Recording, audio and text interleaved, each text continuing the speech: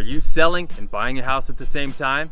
Great. You know what? We do that all the time, but you don't. So here are some tips on what to expect when you're going through that process of selling your house and going and buying a new one. Your dream house, hopefully. All right, so my tip number one is going to be get pre-qualified from a local lender, a bank, anyone who you like to use. Get pre-qualified ahead of time. All you really got to do is kind of give them a rough idea of what you think your house is worth and what your house is going to sell for, and they can get you pre-qualified to move forward. So tip number two, get yourself a competent realtor. Okay, have him come over, or her, have him or her come over and give you a real assessment of your property. Okay, they're gonna tell you what it's worth. Have them give you a net sheet. Okay, and don't go off of a Zestimate. Okay, Zillow is just an algorithm, and sometimes those prices can be like way high, or they could be way low. You might think that, Zestimate, my Zestimate on my house is worth $590, but you know what? Your realtor comes in, he knows the market, he knows what the inside of your house looks like and what the houses are selling for around the area, and your house might only be worth $550. So have him give you a really nice assessment, and obviously make sure he walks you through all of his marketing efforts and what he's gonna do for you to make your life as easy as possible, or she, either one. Just make sure that happens.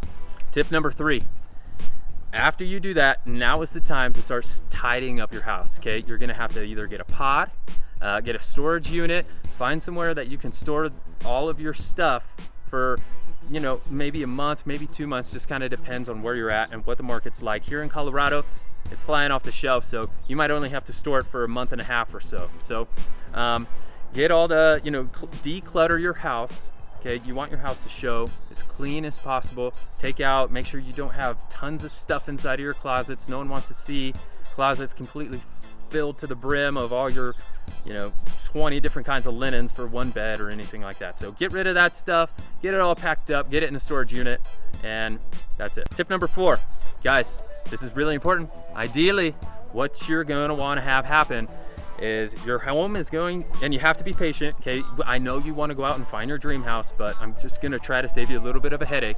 Okay, get your house under contract.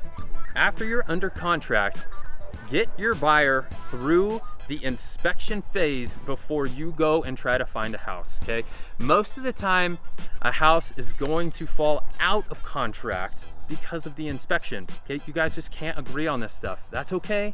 Okay, but just know that if you go under contract on a house and then you're under contract with a buyer on your house and it falls out within that first week, oh man, we got some problems. So get yourself through that inspection phase with your buyer. Okay, that is such a huge tip.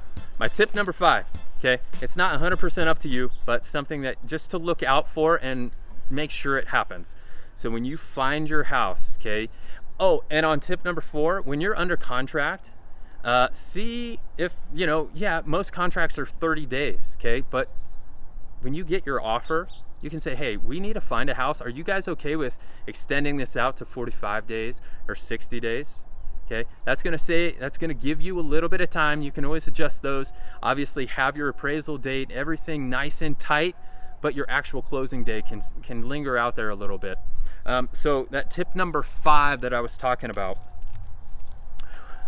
when you find your dream home and you go and put an offer in, make sure that those sellers know that you are contingent. Okay, that can cause a whole bunch of heartache and headache if they don't know that, because you're already through the inspection phase. That seller is going to look at that and say, hey, these guys sound solid, they have a great offer coming at us, you have a good lender.